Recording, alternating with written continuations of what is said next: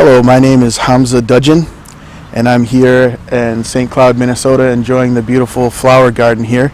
We're right next to the Mississippi River, which is just behind me, and across the Mississippi River is the St. Cloud University campus, which is where I attained my bachelor's degree in teaching English as a second language.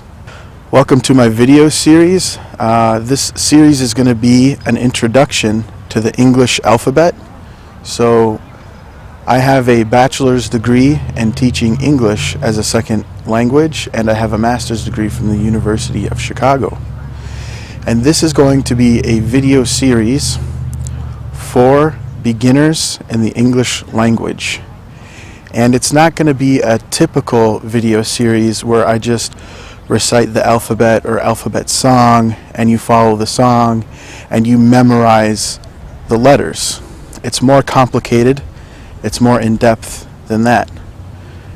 So I will start with the letters and I will explain the letters, and then I will also explain the phonetics.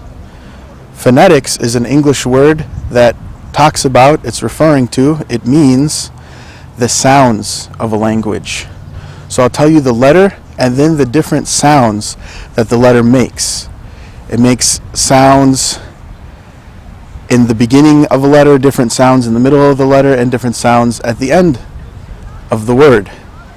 So wherever the letter is in the word, the sounds will change slightly.